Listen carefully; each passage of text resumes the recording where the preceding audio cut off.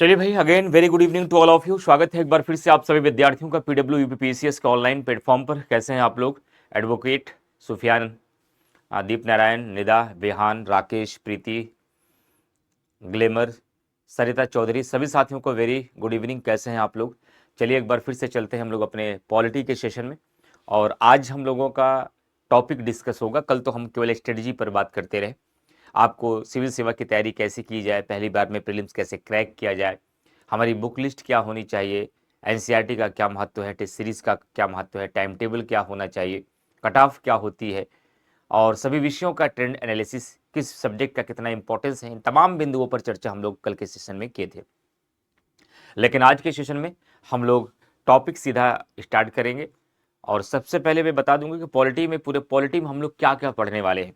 जो सिविल सेवा का आपका पाठ्यक्रम है, उस पाठ्यक्रम को कवर करने के लिए, ताकि आपका प्रीलिम्स भी कवर हो जाए और मेंस भी कवर हो जाए, इन सब को करने के लिए, कवर करने के लिए हमें पॉलिटी में क्या क्या पढ़ना चाहिए। पहली समझ तो आपको ये होनी चाहिए कि पॉलिटी जैसे सब्जेक्ट को पढ़ने के लिए प्रीलिम्स और मेंस दोनों कवर हो जाए, इसके लिए हमें कौन कौन सा टॉपिक कवर करना चाहिए, कौन सा टॉपिक इसमें ऐसा है जो केवल मेंस के लिए इंपॉर्टेंट है, और कौन सा ऐसा है जो केवल प्रीलिम्स के लिए है, और कौन सा टॉपिक ऐसा है जो दोनों के लिए इंपॉर्टेंट है। इस मुद्दे पर संक्षिप्त चर्चा करके आज का टॉपिक हम स्टार्ट करेंगे। हालांकि जब हम सीधा ऑफलाइन में क्लास स्टार्ट करते हैं, सीधा पेड बैच में क्लास स्टार्ट करते हैं, पब्लिक नहीं होता, तो सबसे पहले बच्चों को हम पॉलिटी की बेसिक अवधारणा सिखाते हैं, उसका बेसिक कॉन्सेप्ट बताते हैं। लेकिन इस बार पब्लिक है तो मैं चाहूँगा कोई ऐसा टॉपिक डिस्कस करूँ जैसे जिससे यूट्यूब के भी बच्चों का फ़ायदा हो, कोई एक नया टॉपिक उनको सीखने का अवसर मिल जाए। तो इसलिए आज के टॉपिक मैंने जो चयन किया है, एक कॉन्सेप्चुअल टॉपिक है, वहाँ से प्रीलिम्स के भी सवाल बनते हैं, मुख्य परीक्षा से बहुत सारे सवाल आते हैं। शासन प्रणाली यानी कि parliamentary system and presidential system को आज हम लोग पढ़ेंगे डिटेल में। आज 1 घंटे के 1.5 घंटे की क्लास में इस टॉपिक को कवर करेंगे। लेकिन उससे पहले हम सबसे पहले देखेंगे कि पॉलिटी में हम लोग क्या पढ़ेंगे, कि पॉलिटी में हम लोग क्या क्या पढ़ने वाले हैं। तो सबसे पहले हम लोग का जो टॉपिक आज का होगा, वो टॉपिक कौन सा होगा? आज के टॉपिक में हम क्या कवर करने वाले हैं? आज के टॉपिक में हम शासन प्रणाली पढ़ेंगे, और शासन प्रणाली के अंतर्गत हमारा मेन लक्ष्य है कि आपको संसदीय व्यवस्था यानी कि पार्लियामेंट्री सिस्टम के बारे में डिटेल जानकारी, कम से कम इतनी जिससे प्रीलिम्स और मेंस दोनों कवर हो जाए। हालांकि शासन प्रणाली के अंतर्गत हम संसदीय व्यवस्था भी पढ़ते हैं, हम अध्यक्षीय व्यवस्था भी पढ़ते हैं, इसके साथ ही साथ हम संघात्मक व्यवस्था भी पढ़ते हैं,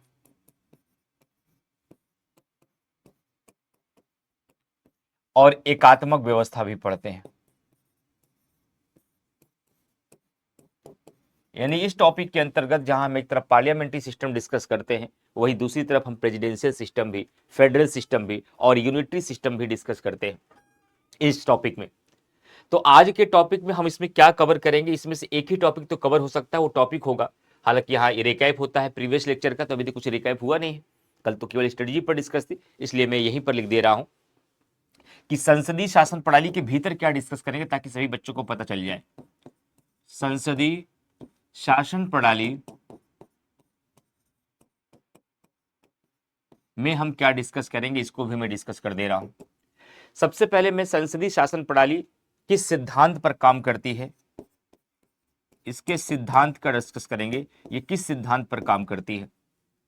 पार्लियामेंट्री सिस्टम। दूसरा टॉपिक इसमें हम जो सब टॉपिक लेंगे, संसदीय शासन प्रणाली की विशेषता बताएंगे। संसदीय शासन प्रणाली की विशेषता बताएंगे, संसदीय शासन प्रणाली की विशेषता बताएंगे। और संसदीय शासन प्रणाली की विशेषता के बाद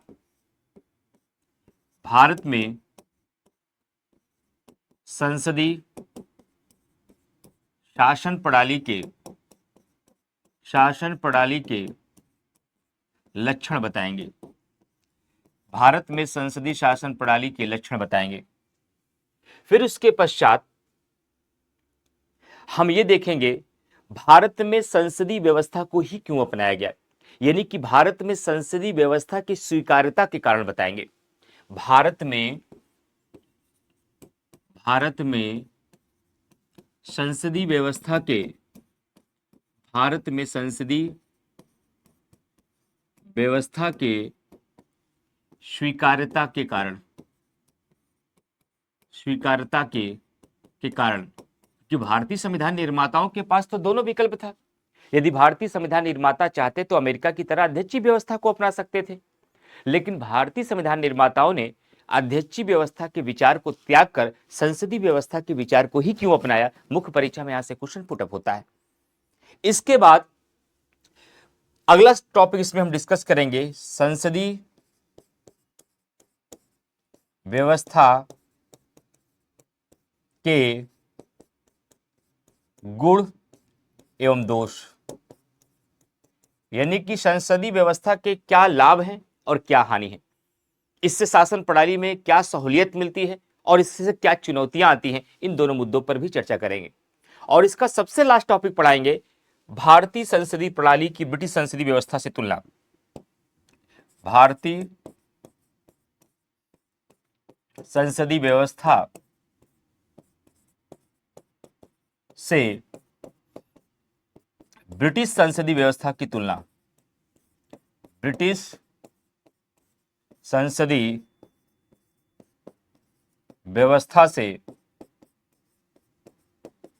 तुलना, ब्रिटिश संसदीय व्यवस्था से तुलना सबसे लास्ट टॉपिक होगा।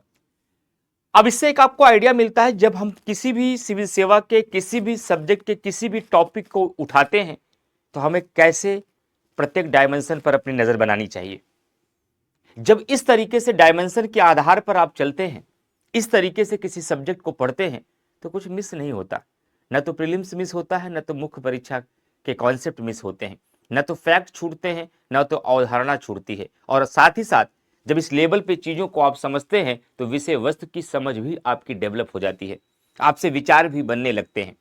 तो संसदीय व्यवस्था में कई बार केवल बच्चे संसदीय व्यवस्था के लक्षण को ही पढ़ के छोड़ देते हैं, इसकी विशेषता को ही छोड़ देते हैं। हम आपको संसदीय शासन प्रणाली में सबसे पहले पढ़ाएंगे ये किस सिद्धांत पर काम करती है, फिर उसके पश्चात हमको संसदीय शासन प्रणाली की विशेषता यानी कि लक्षण बताएंगे, इसके लक्षण बताए जाएंगे। फिर उसके बाद आपको भारत में संसदीय व्यवस्था की स्वीकार्यता और अपनाने के कारण बताए जाएंगे। उसके बाद आपको संसदीय व्यवस्था के या संसदीय शासन प्रणाली के गुण एवं दोष बताए जाएंगे। और सबसे लास्ट में भारतीय संसदीय व्यवस्था की ब्रिटिश संसदीय व्यवस्था से तुलना की जाएगी, यानी कि भारतीय संसदीय व्यवस्था किस प्रकार से ब्रिटिश संसदीय व्यवस्था से भिन्न है, इसकी चर्चा की जाएगी। तब आपका केवल शासन प्रणाली का एक हिस्सा कवर होगा, संसदीय व्यवस्था, जबकि शासन प्रणाली के अंतर्गत भी हम शासन संसदीय व्यवस्था पढ़ते हैं, पार्लियामेंट्री सिस्टम पढ़ते हैं, प्रेसिडेंशियल सिस्टम पढ़ते हैं, फेडरल सिस्टम पढ़ते हैं, यूनिटरी सिस्टम पढ़ते हैं। एक टॉपिक का ये डायमेंशन है, ऐसे ही प्रत्येक चारों टॉपिक का डायमेंशन होता है। और जब इस कसौटी पर, इस मानक पर, इस आधार पर आप टॉपिक को कवर करते हैं तब आपकी स्थिति बेहतर हो जाती है। अब इतना कवर करने के बाद पार्लियामेंट्री सिस्टम से न तो कोई प्रीलिम्स का सवाल आपको फंसा सकता है, न तो कोई भी आंसर राइटिंग आपसे मिस होगी। कोई भी सवाल पूछा जाए, अब चाहे संसदीय व्यवस्था का मूल्यांकन आ जाए तब भी आप आंसर लिख लेंगे, संसदीय व्यवस्था की गुण और दोष पूछ ले तब भी आंसर लिख देंगे, भारत में संसदीय व्यवस्था की स्वीकार्यता के कारण पूछा जाए तब भी आंसर लिख लेंगे, संसदीय व्यवस्था के लक्षण पूछा जाए तब भी लिख लेंगे, भारतीय संविधान में संसदीय व्यवस्था के लक्षण पूछा जाए तब भी लिख लेंगे, और भारतीय संसदीय व्यवस्था किस प्रकार से ब्रिटिश संसदीय व्यवस्था से भिन्न है यानी कि अलग है, यह भी पूछा जाएगा तब भी आप लिख लेंगे, चाहे जैसा सवाल पूछा जाए, क्योंकि हर डायमेंशन हम लोगों ने कवर कर दिया है। तो आज के सेशन में ये हम कवर करेंगे। लेकिन इसकी शुरुआत करने से पहले मैं एक बार टॉपिक बताऊंगा, क्योंकि इसमें पेड बैच के भी सारे स्टूडेंट क्लास देख रहे हैं जो एडमिशन ले चुके हैं।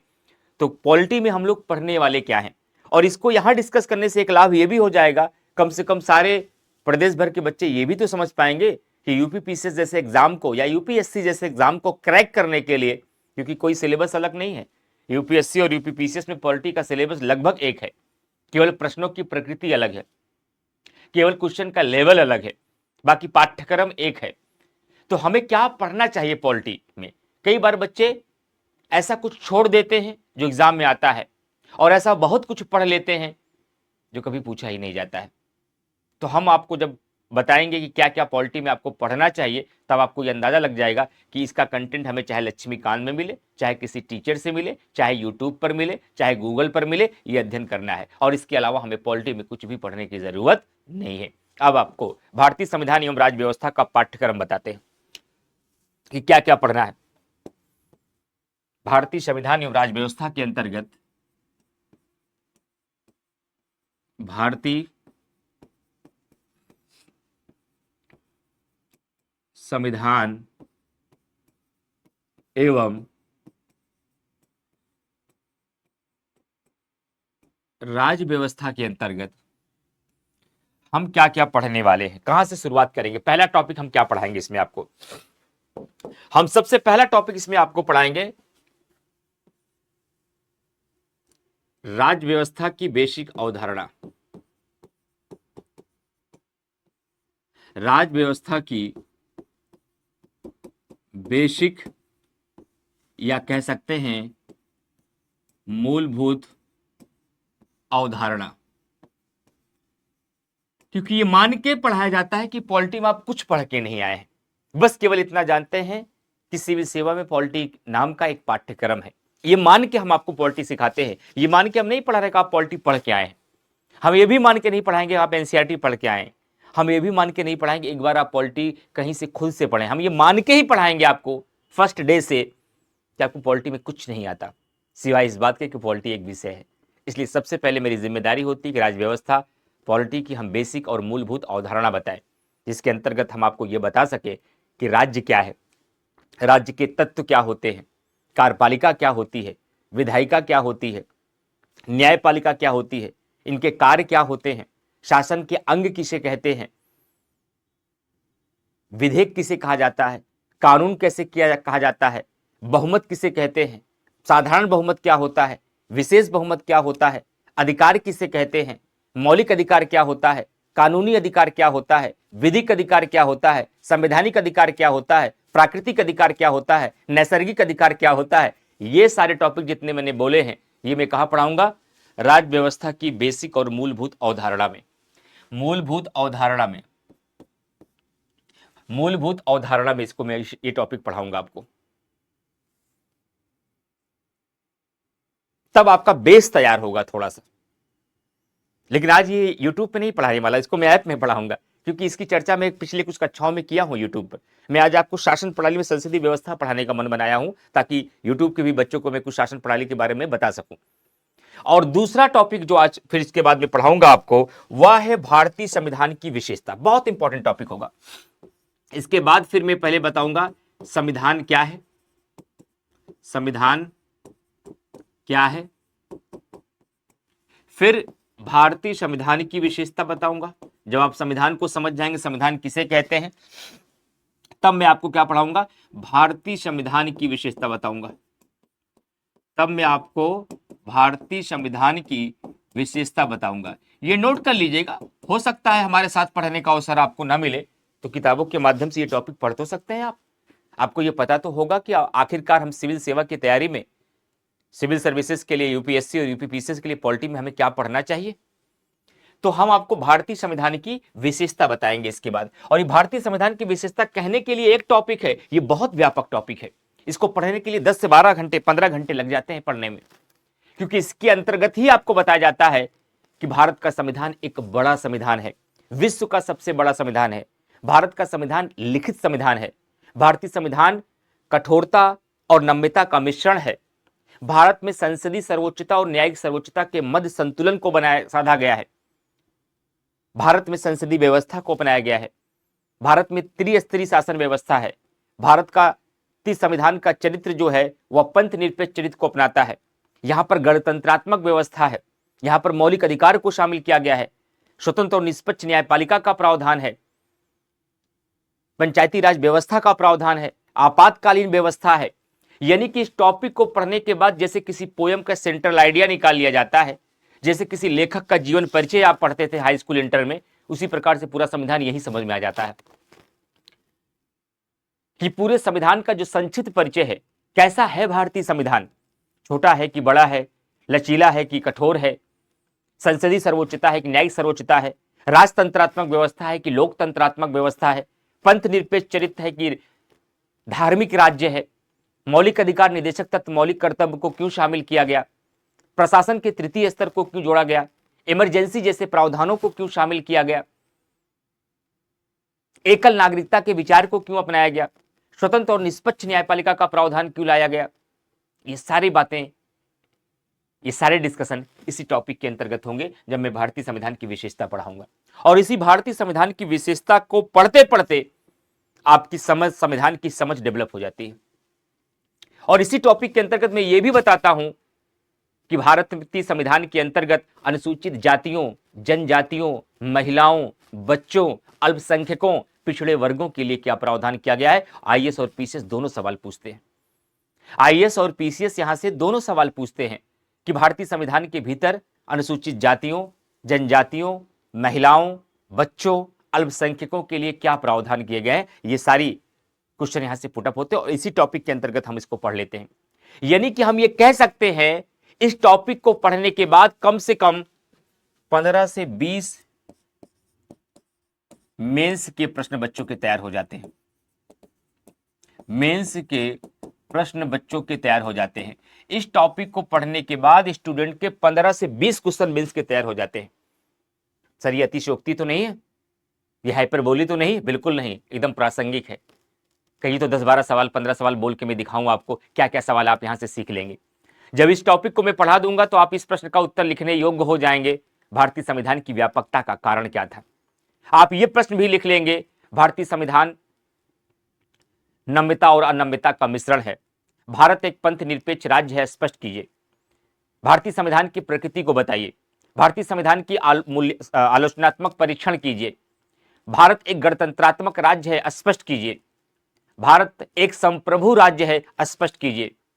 संविधान में अनुसूचित जातियों एवं जनजातियों के लिए किए गए प्रावधान को बताइए। भारत में आपातकालीन व्यवस्था को क्यों शामिल किया गया।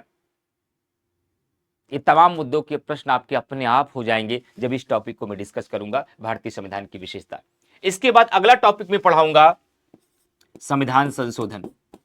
इसके तुरंत बाद मैं टॉपिक पढ़ाऊंगा संविधान संशोधन।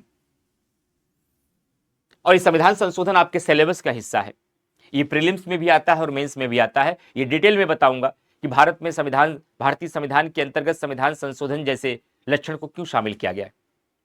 संविधान संशोधन क्या है, संविधान संशोधन के कितने प्रकार हैं, कौन से संशोधन साधारण बहुमत से होते हैं, कौन से विशेष बहुमत से होते हैं, कौन से संशोधन ऐसे जो आधे राज्यों की सहमति से होते हैं। संविधान संशोधन की प्रक्रिया भारत में कैसे है, क्या संसद के पास संविधान में संशोधन करने की असीमित शक्ति है या संशोधन की शक्ति में कुछ सीमाएं लगाई गई हैं। ये सारे टॉपिक हम संविधान संशोधन के अंदर डिस्कस करेंगे। उसके बाद अगला ही टॉपिक होता है शासन प्रणाली। इसके बाद हम लोग पढ़ते हैं शासन प्रणाली, लेकिन इस बार यही शासन प्रणाली आप आज पढ़ लेंगे हमारे साथ और उसका एक हिस्सा पढ़ेंगे। पूरा शासन प्रणाली पढ़ने में तो 5 घंटा लगेगा, हमारे साथ तो 40-45 मिनट आज पढ़ने का मौका मिलेगा आपको।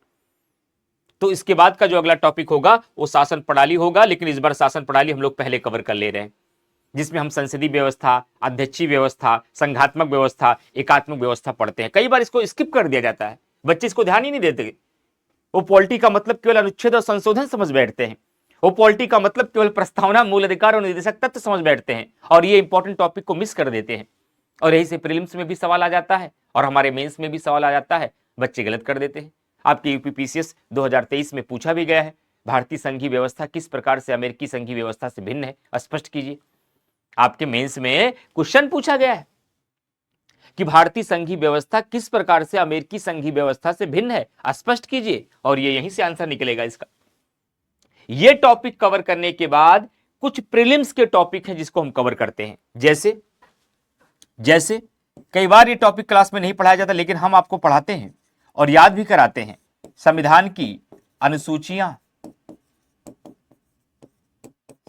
संविधान के भाग और भारतीय संविधान के ऐतिहासिक स्रोत, ये 3 ऐसे टॉपिक हैं प्रीलिम्स के जहां से हमेशा सवाल में आते हैं और अक्सर क्लास में ये स्किप हो जाता है जो आप खुद से तैयार नहीं करते हैं। और ऐसा कोई वर्ष नहीं है जिस वर्ष इन 3 टॉपिक से सवाल ना आए। 12 अक्टूबर का भी पेपर देख लीजिए, अनुसूचियों से 2 सवाल मिलेंगे आपको। शेड्यूल से 12 अक्टूबर 2025 के एग्जाम में आपको 2 क्वेश्चन मिलेंगे और भाग से सवाल आते हैं, स्रोत से सवाल आते हैं। स्रोत से सवाल पूछ लिया गया था समीक्षा अधिकारी में। अरे पीसीएस और समीक्षा तो छोड़िए, यूपीएससी 2023 में पूछ लिया गया था क्या अवशिष्ट सूची के विषयों पर कानून संसद बनाती है, विचार कहां से लिया गया, ये यूपीएससी में सवाल पूछ लिया गया था। चाहे आईएएस हो, चाहे पीसीएस हो, चाहे समीक्षा अधिकारी हो, ऐसा कोई वर्ष नहीं है जहां से जब इन 3 टॉपिक से सवाल ना आए। ये भी हम क्लास में ही कराएंगे। इसके बाद अगला टॉपिक हम कवर करेंगे राज्यों का पुनर्गठन। राज्यों का पुनर्गठन, राज्यों का पुनर्गठन और साथ ही साथ राज्यों के पुनर्गठन के साथ साथ संविधान सभा का गठन। संविधान सभा का गठन, ये 5 टॉपिक प्रीलिम्स के हैं जो मेंस में नहीं आते। ये अमूमन आपके प्रीलिम्स में ये सारे टॉपिक आते हैं। उसके बाद फिर आपका शुरू होगा संविधान का दर्शन। मेन पॉलिटी यहां से स्टार्ट होगी। फिर आपका स्टार्ट होगा संविधान का दर्शन, और संविधान के दर्शन में फिर हम 4 टॉपिक पढ़ाते हैं आपको। एक प्रस्तावना, एक मूल अधिकार, एक मूल अधिकार और एक निदेशक तत्व। एक निदेशक तत्व और एक मूल कर्तव्य। ये 4 टॉपिक आप यहां पढ़ते हैं, इसे संविधान का दर्शन कहते हैं। तो दार्शनिक पक्ष हम यहां पर पढ़ेंगे। ये 4 टॉपिक जो कि बहुत इंपॉर्टेंट है, ये प्रीलिम्स और मेंस दोनों में आते हैं। इसके बाद तब हम एंट्री करते हैं किसमें? इसके बाद तब हम एंट्री करते हैं कार्यपालिका यानी एग्जीक्यूटिव में। कार्यपालिका यानी कि एग्जीक्यूटिव में, और इसमें आपको हम दोनों पढ़ाते हैं यहीं पर एक साथ। हम केंद्र और राज्य अलग अलग नहीं पढ़ाते हैं, जो टॉपिक उठाते हैं उस टॉपिक का केंद्र और राज्य दोनों एक साथ पढ़ा देते हैं, ताकि वहीं पर जब राष्ट्रपति पढ़े तो आप राज्यपाल से तुलना कर ले, जब आप प्रधानमंत्री पढ़े वहीं मुख्यमंत्री से तुलना कर ले, जब आप महान्यायवादी पढ़े तो वहीं महाधिवक्ता से तुलना कर ले, जब केंद्रीय मंत्री परिषद पढ़े तो वहीं राज्य का मंत्री परिषद क्लियर हो जाए। इसलिए कार्यपालिका में 2 कार्यपालिका है। एक है केंद्र की कार्यपालिका, एक है केंद्र की कार्यपालिका, एक है केंद्र की कार्यपालिका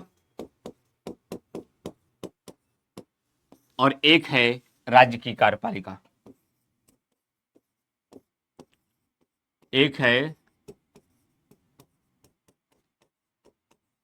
राज्य की कार्यपालिका। और केंद्र की कार्यपालिका में आपको हम क्या क्या पढ़ाएंगे? केंद्र की कार्यपालिका में हम आपको पढ़ाएंगे राष्ट्रपति, जो कि बहुत बड़ा टॉपिक है। इसमें आपको पढ़ाएंगे उपराष्ट्रपति। कंप्लीट कवर होगा, क्योंकि अगर हम राष्ट्रपति को ओपन कर देंगे तो आज का सेशन इसी में चला जाएगा। और मैं आज आपको संसदीय व्यवस्था पढ़ाना भी चाहता हूं, इसलिए केवल हम टॉपिक का नाम लिखते हुए आगे चल रहे हैं। ये डिक्टेट नहीं करेंगे राष्ट्रपति के अंदर क्या पढ़ाएंगे। जब राष्ट्रपति आएगा तो मैं बताऊंगा क्या क्या पढ़ाऊंगा। राष्ट्रपति, उपराष्ट्रपति, साथ ही साथ प्रधानमंत्री, इसके अलावा केंद्रीय मंत्री परिषद और उसके साथ ही साथ महान्यायवादी। ये टॉपिक हम पढ़ेंगे केंद्र की कार्यपालिका में। और राज्य की कार्यपालिका में फिर केवल 3 टॉपिक हमें पढ़ना रहता है। एक राज्यपाल यानी गवर्नर, एक राज्यपाल, एक मुख्यमंत्री और एक आपका महाधिवक्ता, एडवोकेट जनरल ऑफ स्टेट। ये कार्यपालिका के अंतर्गत पढ़ते हैं और इसको इस प्रकार से पढ़ते हैं ताकि हमारा प्रीलिम्स और मेंस दोनों डायमेंशन कवर हो। क्योंकि ये बैच कैसा है, ये प्रीलिम्स का बैच नहीं है और केवल मेंस का भी बैच नहीं है, ये फाउंडेशन बैच है। और फाउंडेशन बैच का मतलब होता है कि आपकी बेसिक से लेकर के एडवांस लेवल तक आपकी तैयारी कराए।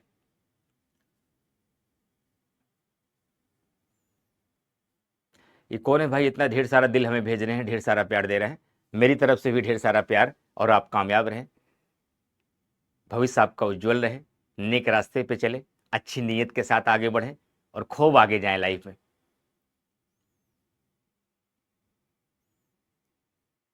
लव यू तक ही पर्याप्त था, उतने में ही आपका प्यार मुझे मिल गया, उसकी और आगे लिखने की जरूरत नहीं थी आपको ना। लव बोल के ही आपका प्यार हमारे तक पहुंच गया, इससे ज्यादा परेशान होने की जरूरत नहीं है। कोई बात नहीं, चलिए अब आते हैं, एक बार पॉलिटी में साथ आ जाइए, कुछ 100 घंटे हमारे साथ बिता लीजिए, तो पॉलिटी भी अच्छी हो जाएगी और आपका प्यार भी बेहतर हो जाएगा, दोनों अच्छा हो जाएगा। आप क्लास में आके पढ़ लीजिए एक बार अच्छे से हमारे साथ, तो दोनों चीज़ें आ जाएंगी, अच्छा व्यक्तित्व भी बन जाएगा, अच्छे इंसान भी बन जाएंगे, विचारधारा भी बदल जाएगी और आपका प्यार भी हमारे तक पहुंच जाएगा। एक बार पढ़ लीजिए साथ हमारे साथ, 100 घंटे बिताएंगे तो निस्संदेह रूप से आपका व्यक्तित्व बदलेगा। आगे बढ़ते हैं भाई, अब हम चलते हैं विधायिका की तरफ। अब हम चलते हैं विधायिका यानी लेजिस्लेचर की तरफ। विधायिका जिसे हम बोलते हैं लेजिस्लेचर। कम से कम आज यूट्यूब के सभी विद्यार्थी को यह क्लियर हो जाएगा पॉलिटी में हमें क्या क्या पढ़ना है, सिलेबस एकदम स्पष्ट हो जाएगा आपको, इसके बाहर कुछ नहीं पढ़ना है आपको। विधायिका भी कार्यपालिका की भांति दो प्रकार की है, एक है केंद्र की विधायिका और एक है राज्य की विधायिका। एक है राज्य की विधायिका, और केंद्र की विधायिका को हम संसद कहते हैं और राज्य की विधायिका को हम राज्य विधानमंडल कहते हैं, आरवीएम। और इसी संसद में हम आपको लोकसभा और राज्यसभा पढ़ाएंगे और इसी राज्य विधानमंडल में हम आपको विधानसभा यानी वीएस और वीपी यानी विधान परिषद पढ़ाएंगे। कहने के लिए बड़ा छोटा सा शब्द लगता, संसद हो गया, लेकिन यह है इतना छोटा नहीं। इस संसद को पढ़ने में 15 घंटे लग जाते हैं, 10 घंटे लग जाते हैं, कम से कम 10 घंटे। अगर नोट्स नहीं लिखाना रहता है तो 10 घंटे, नहीं तो 15 लग जाते हैं, लिखाना रहता तो। ऑनलाइन में तो 10 घंटे कम से कम लगेंगे, क्योंकि संसद में मुझे लोकसभा भी पढ़ाते हैं, राज्यसभा भी पढ़ाते हैं, दोनों का तुलनात्मक अध्ययन भी करते हैं, दोनों की शक्तियां भी पढ़ाते हैं, दल बदल कानून भी बताते हैं, सदन के पीठासीन अधिकारी भी यहीं पढ़ते हैं, Lok Sabha speaker, deputy speaker, Rajya Sabha का सभापति, उपसभापति, यहीं पर सदन का नेता, विपक्ष का नेता भी पढ़ते हैं, यहीं पे संसद के सत्र और सदन के सत्र भी पढ़ते हैं, यहीं पर विधायी प्रक्रिया यानी कि विभिन्न प्रकार के विधेयक पढ़ते हैं, यहीं हम साधारण विधेयक पढ़ते हैं, धन विधेयक पढ़ते हैं, वित्त विधेयक पढ़ते हैं, संविधान संशोधन विधेयक पढ़ते हैं, यहीं पर हम सत्रावसान, विघटन और स्थगन को समझते हैं, यहीं पर हम लोकसभा के विघटन पर के बाद विधेयकों पर पड़ने वाले प्रभाव भी पढ़ते हैं, यहीं पर हम आपको चारों प्रकारों के विधेयकों को पारित करने की प्रक्रिया भी सिखाते हैं, यहीं पर हम आपको विभिन्न प्रकार के प्रस्ताव पढ़ाते हैं, चाहे वह अविश्वास प्रस्ताव हो, चाहे विश्वास प्रस्ताव या निंदा प्रस्ताव, स्थगन प्रस्ताव, ध्यान आकर्षण प्रस्ताव, विशेषाधिकार प्रस्ताव, कटौती प्रस्ताव, औचित्य प्रश्न, नियम 377, स्पेशल मोशन, ये सब यहीं पढ़ाते हैं। और इसी स्थान पर आपको विशेषाधिकार भी पढ़ाया जाता है, संसद के सदस्यों का सामूहिक विशेषाधिकार और व्यक्तिगत विशेषाधिकार, और साथ ही साथ विभिन्न प्रकार की समितियां भी पढ़ाई जाती हैं, चाहे वह प्राक्कलन समिति हो, चाहे वह लोक लेखा समिति हो, चाहे वह सार्वजनिक उपक्रम समिति हो, चाहे अनुसूचित जाति एवं जनजाति समिति हो, चाहे कार्य मंत्रणा समिति हो, चाहे अस्थायी समिति हो। अब समझ में आया कि संसद कितना बड़ा टॉपिक है। संसद का मतलब केवल लोकसभा और राज्यसभा नहीं है, संसद के भीतर बहुत सारे टॉपिक आपको पढ़ने होते हैं जो प्रीलिम्स और मेंस दोनों के लिए इंपॉर्टेंट है, ये हम लोग संसद में करते हैं। फिर राज्य विधानमंडल में है, हम डिटेल में विधानसभा और विधान परिषद आपका कवर करते हैं। तो हमारा कितने टॉपिक हो जाते हैं, तो यहां तक पहुंचते पहुंचते लगभग हम 70% पॉलिटी निपटा देते हैं, 70 to 80% पॉलिटी आपकी हो गई। अब आगे चलेंगे, दो इंपॉर्टेंट टॉपिक जिसको छोड़ा नहीं जा सकता, जहां से क्वेश्चन आते ही आते हैं। एक तो जुडिशरी यानी न्यायपालिका, एक तो न्यायपालिका न्यायपालिका यानी कि जुडिशरी, और दूसरा पंचायती राज। दूसरा पंचायती राज, पंचायती राज व्यवस्था। दूसरा पंचायती राज व्यवस्था। न्यायपालिका में क्या पढ़ते हैं? न्यायपालिका में दो टॉपिक डिटेल में पढ़ते हैं। कौन कौन सा? सर्वोच्च न्यायालय यानी कि सुप्रीम कोर्ट और उच्च न्यायालय, ये टॉपिक डिटेल में पढ़ते हैं। इसके बाद कुछ मॉडल आंसर आपको यहां देंगे हम। मॉडल आंसर किसके देंगे? जहां जहां से मेंस में सवाल आ जा सकते हैं, जैसे अधिकरण से मेंस में सवाल आते हैं, इसका मॉडल आंसर के माध्यम से आपकी तैयारी कराएंगे हम। साथ ही साथ कभी कभी ग्राम न्यायालय से प्रश्न आ जाता है, कभी कभी ग्राम न्यायालय से प्रश्न आ जाता है, कभी कभी वैकल्पिक निवारण तंत्र से सवाल आ जाता है। वैकल्पिक निवारण तंत्र, ये सब मेंस के टॉपिक हैं इंपॉर्टेंट। डायरेक्ट मॉडल आंसर के माध्यम से आपको आंसर लिखते हुए टॉपिक समझाते हुए बढ़ेंगे। यहां पर अधिकरण, ग्राम न्यायालय, वैकल्पिक निवारण तंत्र, कई बार परिवार न्यायालय और लोक अदालत पर भी सवाल आ जाता है। परिवार न्यायालय, इस पे रिसर्च नहीं करना है, बस टॉपिक क्लियर करते हुए आंसर लिखना सीख लेना है। परिवार न्यायालय और लोक अदालत, लोक अदालत पर भी सवाल आ जाता है। कभी कभी उपभोक्ता न्यायालय पर भी आता है। तो इन प्रश्नों का हम क्या करेंगे? सीधा मॉडल आंसर के माध्यम से आंसर राइटिंग कराएंगे। लेकिन न्यायपालिका में 3 ऐसे टॉपिक है जो सीधा आपके सिलेबस में लिखा, डायरेक्ट सिलेबस में लिखा है, और बच्चे उस पर ध्यान ही नहीं देते, और उसी सिलेबस पर लिखे गए शब्द पर ही आयोग डायरेक्ट मेंस का क्वेश्चन बनाता है। डायरेक्ट 3 टॉपिक का नाम जानते हैं क्या है? एक टॉपिक है न्यायिक सक्रियतावाद, एक टॉपिक है न्यायिक सक्रियतावाद यानी कि जुडिशियल एक्टिविज्म, यानी कि जुडिशियल एक्टिविज्म। दूसरा टॉपिक क्या है? जनहित याचिका, PIL, जनहित याचिका, जनहित याचिका, पब्लिक इंटरेस्ट लिटिगेशन। और तीसरा क्या है? आधारभूत ढांचे के सिद्धांत का विकास, आधारभूत ढांचे के सिद्धांत का विकास, आधारभूत ढांचे के सिद्धांत का विकास। ये तीनों टॉपिक आपके मेंस के सिलेबस में लिखे गए हैं। अगर 18 से लेके अब तक पेपर उठा के देखिएगा तो ये तीनों सवाल आ चुके हैं। एक बार सवाल पूछा गया कि न्यायिक सक्रियतावाद के 3 दोषों का वर्णन कीजिए। एक बार जनहित याचिका का महत्व पूछ लिया गया। एक बार आधारभूत ढांचे के सिद्धांत का विकास में न्यायपालिका की भूमिका पूछ लिया गया है। ये तीनों प्रश्न आ चुके हैं, पीसीएस में भी आ चुका है और आईएएस में भी आ चुका है। हालांकि ये बैच आपके लिए पीसीएस के लिए ध्यान रखेगा, मैंने लेकिन कह दिया सिलेबस लगभग एक जैसा है, केवल प्रश्नों की प्रकृति बदलती है। ये सारी चीजें आप पढ़ते हैं न्यायपालिका में, तब आपके न्यायपालिका के प्रीलिम्स और मेंस दोनों के सवाल कवर हो जाएंगे। इतने टॉपिक आपको न्यायपालिका में हम पढ़ाएंगे। मिश पाठक देखते हैं, अभी देखते हैं, कोशिश करेंगे कि आगे इसका क्लास, बहुत सारे बच्चों के कमेंट आ रहे हैं सर इस क्लास की टाइमिंग मॉर्निंग में कर दीजिए। मेरा एक 3 घंटे का फाउंडेशन बैच ऑफलाइन चल रहा 12 से 3 अभी, वो बैच 3-4 दिन में समाप्त हो जाएगा। वो बैच जब समाप्त हो जाएगा तो हमारे पास सुबह 7 से 8 करंट अफेयर के बाद टाइम बचेगा, तो 9 से 10:30 मॉर्निंग में कर सकते हैं, मैं टीम से बात करूंगा, ठीक है। और पंचायती राज व्यवस्था में जैसा कि पता है पंचायत और न्यायपालिका हम यहां पर पढ़ेंगे। बहुत सारे बच्चे यहीं पर पॉलिटी को समाप्त मान लेते हैं। अगर यहां पर आप पॉलिटी को समाप्त मान लेंगे तो प्री के भी बहुत सारे क्वेश्चन मिस हो जाएंगे और मुख्य परीक्षा के तो बहुत सारे क्वेश्चन आपके हाथ से फिसल जाएंगे। अभी भी आपके टॉपिक बचे हैं, अभी भी एक टॉपिक आपका प्रीलिम्स का बचा हुआ है, नागरिकता। ये मैं लास्ट में पढ़ाता हूं, शुरू में नहीं पढ़ाता। नागरिकता, एक टॉपिक है राजनीतिक दल, पॉलिटिकल पार्टी, प्रीलिम्स और मेंस दोनों के लिए इंपॉर्टेंट है ये, राजनीतिक दल, पॉलिटिकल पार्टी। और एक टॉपिक प्रीलिम्स का है जिस पर आयोग सवाल पूछ चुका है, राजभाषा।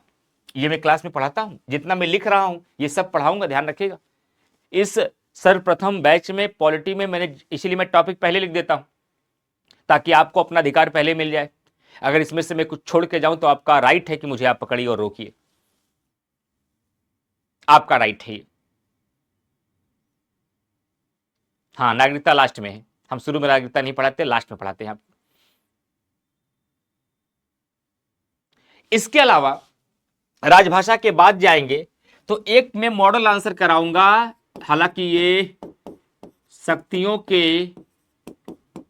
का पृथक्करण, पावर ऑफ सेपरेशन से एक क्वेश्चन कराऊंगा, शक्तियों का पृथक्करण, पावर ऑफ सेपरेशन से एक मॉडल आंसर कराऊंगा, ताकि यहां से भी कोई प्रश्न आए तो आप गलत मत करिएगा। और बहुत सारे बच्चों के मन में चल रहा, सर आपने आपातकालीन व्यवस्था नहीं लिखा, इमरजेंसी नहीं लिखा। इमरजेंसी राष्ट्रपति की आपातकालीन शक्तियों में पढ़ा देता हूं, वो राष्ट्रपति के भीतर ही शामिल है। कुछ बच्चों के मन में चल रहा होगा, सर आपने आपातकालीन व्यवस्था नहीं लिखा, इमरजेंसी नहीं पढ़ाएंगे क्या, राष्ट्रीय आपात नहीं पढ़ाएंगे, राष्ट्रपति शासन नहीं पढ़ाएंगे, वित्तीय आपात नहीं पढ़ाएंगे? बहुत डिटेल में पढ़ाते हैं इसको, लेकिन राष्ट्रपति की आपातकालीन शक्तियों के अंतर्गत पढ़ा देते हैं इसको। तो शक्तियों के पृथक्करण सिद्धांत पर एक मॉडल आंसर कराएंगे, कभी कभी यहां से प्रश्न बनता है। शक्तियों के पृथक्करण सिद्धांत पर, शक्तियों का पृथक्करण के सिद्धांत पर, जो शक्तियों का पृथक्करण है, कार्यपालिका, विधायिका, न्यायपालिका, इनके मध्य नियंत्रण और संतुलन का सिद्धांत कैसे काम करता है, इसका मॉडल आंसर कराएंगे। केंद्र राज्य संबंध में पीसीएस में आपको आधा पढ़ना पड़ता है और आईएएस में पूरा। केंद्र एवं राज्य के मध्य संबंध में वित्त आयोग की भूमिका, ये पीसीएस का सिलेबस है, बहुत कम बच्चे इस बात को जानते हैं। वित्त आयोग की भूमिका, अगर कोई आपसे पूछे कि यूपीएससी, आईएएस और यूपीपीसीएस के सिलेबस में क्या डिफरेंस है, केवल यही एक डिफरेंस है बस, बाकी कोई डिफरेंस नहीं है। वहां केंद्र एवं राज्य का पूरा संबंध है, वहां केंद्र और राज्य का पूरा संबंध है, लेकिन यहां पर केवल केंद्र एवं राज्य के मध्य वित्त आयोग की भूमिका है। क्या है? केंद्र एवं राज्य के मध्य यहां पर केवल वित्त आयोग की भूमिका है, बस इतने टॉपिक यहां पर कवर करेंगे। उसके बाद कुछ मेंस के टॉपिक और आते हैं। एक आता है जन प्रतिनिधित्व अधिनियम की विशेषताएं, जन प्रतिनिधित्व अधिनियम की विशेषताएं। एक आता है दबाव समूह, प्रेशर ग्रुप, दबाव समूह। मेंस में यहां से सवाल आता है, हालांकि ये गवर्नेंस में पढ़ाते हुए पॉलिटी में इसका क्वेश्चन करा देता हूं। दबाव समूह यानी कि प्रेशर ग्रुप, इसको गवर्नेंस वाले टीचर गवर्नेंस में कराते हैं, लेकिन फिर भी मैं पॉलिटी में प्रेशर ग्रुप आपको पढ़ा देता हूं। इसके बाद फिर एक लास्ट टॉपिक बचेगा जो कि बहुत इंपॉर्टेंट टॉपिक है मेंस और प्रीलिम्स दोनों के लिए, जिसका नाम है संवैधानिक और गैर संवैधानिक निकाय। संवैधानिक और गैर संवैधानिक निकाय, यानी कि constitutional and non constitutional body. और इसके अंतर्गत बहुत सारे टॉपिक छिपे हुए हैं, इसके अंतर्गत बहुत सारे टॉपिक छिपे हुए हैं। यहीं पर आप पढ़ेंगे,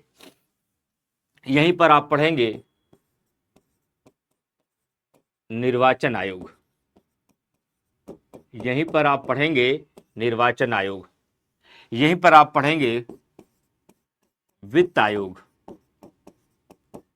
यहीं पर आप पढ़ेंगे यूपीएससी, यहीं पर आप पढ़ेंगे पीएससी, यहीं पर आप पढ़ेंगे ज्वाइंट पीएससी, यहीं पर आप पढ़ेंगे अनुसूचित जाति आयोग, यहीं पर आप पढ़ेंगे अनुसूचित जनजाति आयोग, यहीं पर आप पढ़ेंगे महिला आयोग, यहीं पर आप पढ़ेंगे अल्पसंख्यक आयोग, यहीं पर आप पढ़ेंगे पिछड़ा वर्ग आयोग।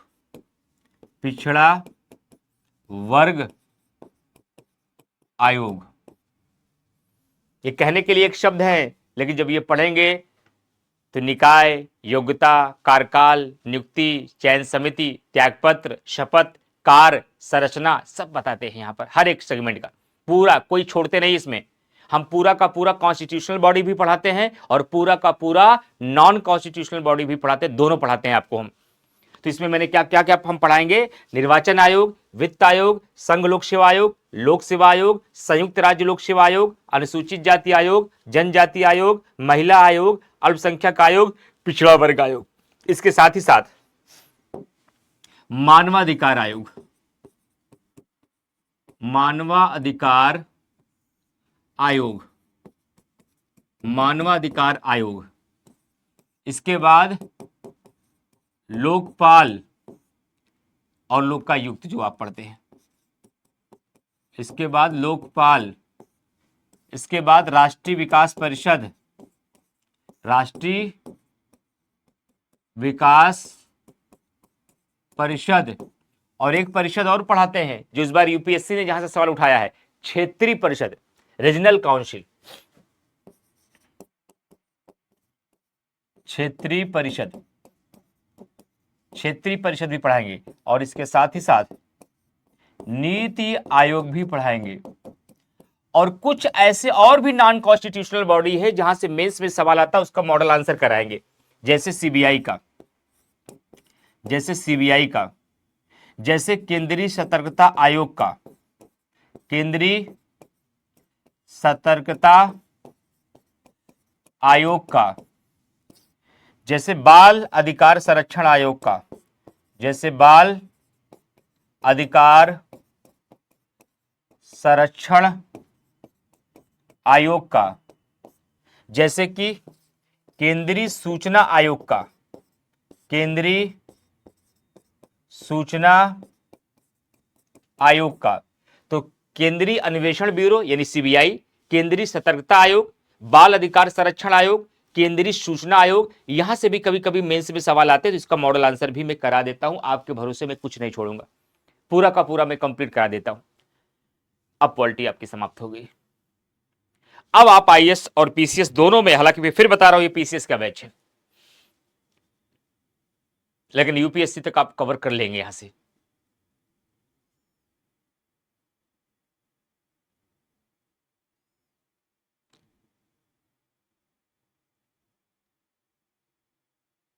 क्या हुआ भाई, विहान सिंह राजपूत तो बहुत पुराने स्टूडेंट हैं, क्या हो गया, कोई हमारे लायक कोई सेवा बताइए। आप लोग कह रहे हैं इसलिए हम भी चुप्पी साधे हैं, अब क्या बोले सर को, क्या बोल रहा है, बोलिए, कुछ कहना चाहते हैं हमसे, जानते हैं क्या कहना चाह रहे होंगे, सर उस बच्चे को ब्लॉक क्यों नहीं करा देते ना, यही कहना चाह रहे होंगे कि वो बच्चा जो कमेंट कर रहा है उसको क्यों ब्लॉक नहीं करा देते।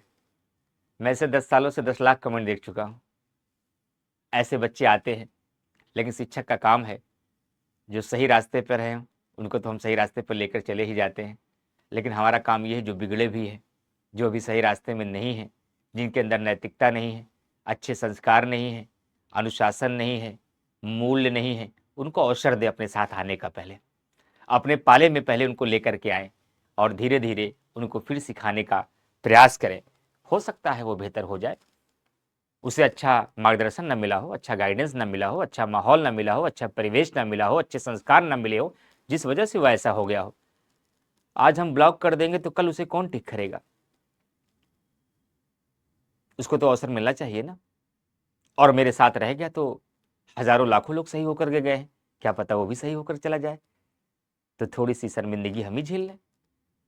कोई क्या करेगा, कमेंट ही तो कुछ करेगा, हंसी मजाक वाला, जो थोड़ा हास्यास्पद होगा, बहुत थोड़ा बहुत अश्लील होगा, लेकिन अगर उसको सही कर ले गए तो इतना पेशेंस तो रखना पड़ेगा, शिक्षक को तो इतना पेशेंस रखना चाहिए। हम वैसे भी किसी को आसानी से इतनी बर्बाद नहीं होने देते, हम मौका देते हैं प्रत्येक विद्यार्थियों को, बिगड़े से भी बिगड़े लोगों को मौका। फिलहाल ऐसा है, स्थिति आती नहीं, अब लंबा दौर हो चुका है, ऐसा कोई बच्चा नहीं है कि जो परिचित ना हो, सब जान गए हैं, लेकिन फिर भी क्योंकि नई पीढ़ियां तैयार होती रहती हैं, नए लोग जुड़ते रहते हैं, नए लोग आते रहते हैं, कई बार ऐसे लोग आ जाते हैं, लेकिन ये पूरा भरोसा है कि 10 घंटे भी अगर हमारे साथ वो बिता ले गए तो आप जैसे ही अनुशासित छात्र होंगे। लोग कहते हैं कि यूट्यूब पर बच्चे कुछ भी लिख देते हैं, डर लगता रहता है क्या ही यूट्यूब पे पढ़ाया जाए। लेकिन मुझे नहीं लगता है, क्योंकि मुझे पता है कि हमारे पढ़ाने वाले बच्चे जो हमारे क्लास में आते हैं और इनको हमने ठीक ठाक बना दिया है। ये परीक्षा पास कर पाए ना कर पाए ये मुझे नहीं पता है, ये IAS PCS बन पाएंगे या नहीं बन पाएंगे ये तो इनकी मेहनत बताएगी। लेकिन मैं इतना जरूर कह सकता हूँ कि जिन लोगों ने कम से कम 20 घंटे 30 घंटे हमारे साथ बिताया है, उसको मैंने कायदे का इंसान तो बना ही दिया है। उसके अंदर हम इतना संस्कार तो ला ही दिए हैं कि वो कहीं भी खड़ा होगा एक बार पूछेगा जरूर ये कौन सा आदमी है, कहाँ का है, किसका बेटा है, वो भी बन जाएगा। काहे की चिंता करना, हम आप लोगों की मनोदशा को एक बार में पहचान लेते हैं ना, तो हमें पता है आप क्या चाहते हैं, उसकी टेंशन मत लीजिए, वो हमारी चिंता है, हम सीख कर देंगे, उन्हें आने दीजिए बस अपने पास। ठीक है, चलिए, तो ये पूरा टॉपिक है। अब कमेंट करके बताओ कि भाई हो सकता है, मैं तो बार बार कहता हूं कि दुनिया में कोई भी इंसान परफेक्ट नहीं होता, कमियां सबके पास होती हैं, सुधार की गुंजाइश हमेशा होती है, भूल किसी से भी हो सकती है। क्या पूरा पॉलिटी पूरा हो गया, कुछ बचा रह गया?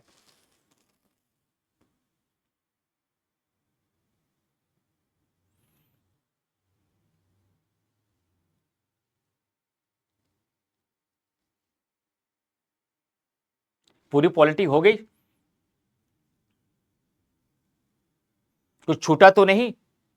हो सकता है आप लोग भी अध्ययन कर रहे हैं, एग्जाम दे रहे हैं, प्रीवियस ईयर पेपर को देख रहे हैं, मेंस के क्वेश्चन को देख रहे हैं, प्रीलिम्स को देख रहे हैं, कोई ऐसा सवाल जो प्रीलिम्स में आ जाता हो, मेंस में आ जाता हो और मैंने उसको कवर ना किया हो। हाँ, एक पॉइंट है, उसको भी मैं लास्ट में करा ही देता हूं आपको डायग्राम फ्लो चार्ट के माध्यम से। वह क्या है?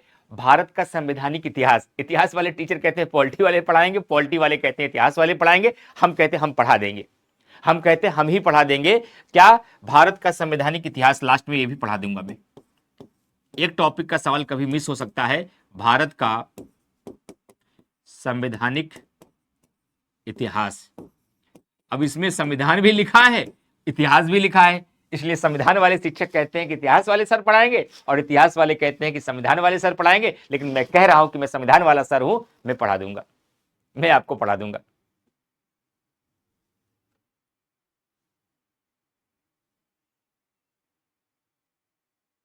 तो यहीं से आपको मैं सब कुछ पूरा पॉलिटी इतना मैं पढ़ाऊंगा इस बैच में। बैच शायद कितने का है, 4,500 या 5,000 ऐसे कुछ बैच है, या 6,000, इससे अधिक नहीं होगा। और शायद इससे सस्ता बैच इस फैकल्टी के साथ आप प्राप्त भी नहीं कर सकते। अब इससे अच्छा दौर नहीं आएगा। और यही पूरा मैं पॉलिटी, हम लोग 70,000 80,000 फीस में ऑफलाइन भी पढ़ाते हैं, तो आपको प्रयागराज भी नहीं आना पड़ता है, घर बैठे रहते हैं, आने जाने का खर्च भी नहीं होता, रहने का भी खर्च नहीं होता, और वही टीचर उतनी ही गुणवत्ता के साथ वही कंटेंट आपको घर बैठे पढ़ा दे। इससे ज़्यादा सहयोग आप किसी संस्थान और किसी शिक्षक से और क्या लेंगे? लेकिन बस हम लोग तो अपील करते थे कि जागो ग्राहक जागो, अब तो उठो। महज 5,000 6,000 7,000 की फीस में पूरी सिविल सेवा का पाठ्यक्रम पढ़ाया जा रहा है, इतने में तो पुस्तक नहीं खरीद पाए हम लोग अपने समय में। अब तो पढ़ लो, अब तो उठो, घर बैठ के अपने परिवार की जिम्मेदारियों का निर्वहन करके अपने सपनों को साकार कर लीजिए, अपने पेरेंट्स के साथ रहकर अपने सपनों को साकार कर लीजिए। लेकिन ये कब हो पाएगा? जब आप ठान लेंगे, जब आप जिद पर अड़ जाएंगे, कुछ भी हो जाए, एट एनी हाउ मुझे करना है, मुझे सिलेक्ट होना है। मार्गदर्शन की कमी नहीं भाई, मुझे मेरे मेरे जैसे ऐसे सैकड़ों इमरान आपके पास हैं, मेरे जैसे ऐसे सैकड़ों इमरान आपके पास हैं आप मार्गदर्शन देने के लिए। तो आपके पास मार्गदर्शन की कमी नहीं है, गाइडेंस की कमी नहीं है। शिक्षा बहुत महंगी नहीं हो गई है। अब 5 से 6,000 तो शायद हमको लगता है हाई स्कूल में छोटे भाई की फीस देते होगे आप लोग, उसमें आप सिविल सेवा का पाठ्यक्रम पढ़ रहे हो।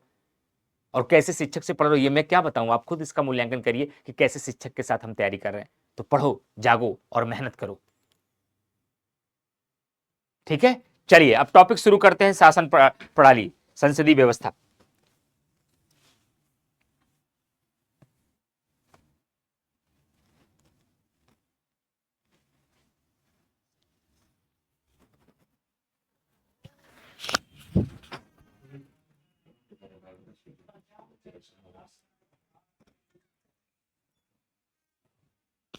चलिए, तो अब लोग कॉपी पेन निकाल लीजिए, अब हम टॉपिक शुरू करेंगे। और टॉपिक हमारा होगा अब शासन प्रणाली। टॉपिक हमारा होगा शासन प्रणाली। शासन प्रणाली जब हम शासन प्रणाली का नाम लेते हैं कि किसी भी देश के संचालन के लिए 4 टर्म का प्रयोग किया है, पहले समझिएगा, पहले बेसिक समझिएगा।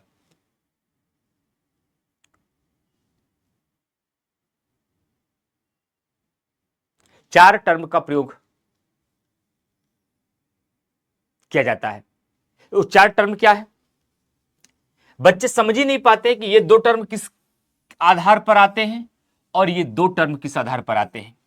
एक तरफ कहा जाता है कोई देश या तो संसदीय प्रणाली को अपनाता है, कोई संसदीय प्रणाली को अपनाता है, या कोई देश अध्यक्षीय प्रणाली को अपनाता है, अध्यक्षीय प्रणाली को अपनाता है। वही दूसरी ओर कहा जाता है या तो कोई देश संघात्मक व्यवस्था को अपनाता है, या तो कोई देश एकात्मक व्यवस्था को अपनाता है। ये 4 टर्म शासन प्रणाली में आपके समझ आते हैं। सवाल ये उठता है कि किस बेस पे ये तय होता है सर? ग्राउंड क्या है इसका? आधार क्या है? किस आधार पर यह तय होता है कि कोई व्यवस्था संसदीय है या अध्यक्षीय? और किस आधार पर यह तय होता है कि यहां संघात्मक व्यवस्था है और यहां एकात्मक? कैसे जानते हो आप? ये बताने के लिए हम कई बार आपको कहते हैं, क्लास में मजाक में हम बच्चों से कहते हैं, विवाह भी 2 प्रकार का बोलते हो। मैं सोशियोलॉजी वाला विवाह नहीं बता रहा हूं, मैं समाज का सामान्य विवाह बता रहा हूं। या पूछते हो शादी कर लिए? हाँ सर कर लिए। अरेंज मैरिज था या लव मैरिज? कैसे तय होगा अरेंज था या लव मैरिज? कोई तो आधार होता होगा। ऐसा विवाह जो परिवार वालों की सहमति से होता है, जो दोनों परिवार के गार्जियन एक साथ मिलकर आपसी सामंजस्य से निर्णय लेते हैं, वो अरेंज मैरिज है। और एक ऐसा विवाह जिसमें परिवारजन की सहमति नहीं होती है, वर और दंपत्ति, पति और पत्नी, हस्बैंड और वाइफ अपनी स्वेच्छा से निर्णय लेकर अपनी इच्छा से विवाह करते हैं, जिसमें गार्जियन की सहमति शामिल नहीं होती है, तो उसे लव मैरिज कह देते हैं, आप प्रेम विवाह ना कह देते हैं। यानी कि विवाह करने के तरीके के आधार पर विवाह 2 प्रकार से हमारे समाज में चल रहा है, एक अरेंज और एक लव। उसी प्रकार से किसी देश के भीतर कोई शासन प्रणाली संसदीय व्यवस्था को अपनाता है या अध्यक्षीय को, किस देश में संघात्मक व्यवस्था है या एकात्मक, ये पता कैसे चलेगा? कोई तो इसका ग्राउंड होगा।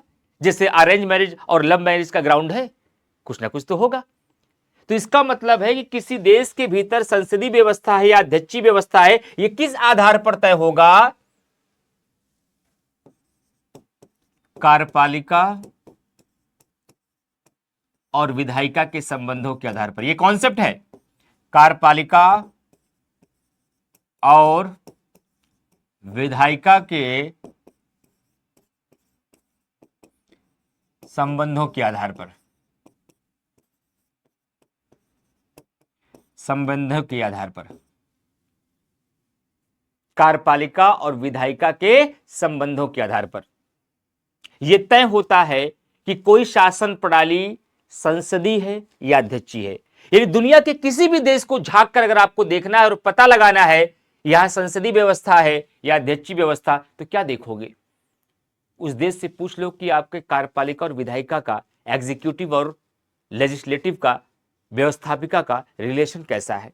उस रिलेशन से तय हो जाता है कि यह संसदीय व्यवस्था को अपना रहा है या अध्यक्षीय व्यवस्था का। लेकिन रिलेशन कैसे होता है संसदीय व्यवस्था में, रिलेशन कैसे होता है अध्यक्षीय व्यवस्था में, यह सब जानने के लिए थोड़ा इंतजार करना पड़ेगा। अभी मैंने केवल यह बताया कि किसी देश के भीतर कार्यपालिका और विधायिका के संबंधों के आधार पर कोई शासन प्रणाली निम्नलिखित 2 प्रकार से हो सकती है, या तो वह संसदीय हो सकती है या अध्यक्षीय हो सकती है। किस देश में संसदीय व्यवस्था है, किस देश में अध्यक्षीय व्यवस्था है, कहां पार्लियामेंट्री सिस्टम है, कहां प्रेसिडेंशियल सिस्टम है, ये कैसे पता चलता है? एग्जीक्यूटिव और लेजिस्लेटिव के रिलेशन के आधार पर पता चलता है। ये पहला कॉन्सेप्ट सीखिएगा।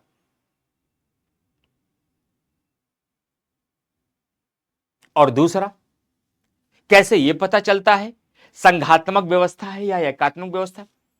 कैसे हम ये तय करते हैं कि इस देश में संघात्मक व्यवस्था को अपनाया गया है, इस देश में एकात्मक व्यवस्था को अपनाया गया है? केंद्र राज्य संबंधों के आधार पर। इसका ग्राउंड क्या होता है, इसका आधार क्या होता है, इसका आधार क्या होता है? इसका आधार केंद्र राज्य संबंध होता है। केंद्र राज्य के संबंध के आधार पर, केंद्र राज्य के संबंध के आधार पर कोई शासन प्रणाली निम्नलिखित दो प्रकार से हो सकती है, या वो संघात्मक होगी या एकात्मक। ओ हो, इसका मतलब है कि किसी भी देश में सेंटर और स्टेट का आपस में कैसा रिलेशन है, इस रिलेशन पर यह तय होता है वह फेडरल कंट्री है या यूनिटरी कंट्री है, वहां संघात्मक व्यवस्था को अपनाया गया है या एकात्मक व्यवस्था को अपनाया गया है। लेकिन किसी देश के भीतर कार्यपालिका का और विधायिका का आपस में कैसा रिलेशन है, कैसा संबंध है, इस आधार पर यह तय होता है कि इस देश में संसदीय व्यवस्था है या अध्यक्षीय व्यवस्था है।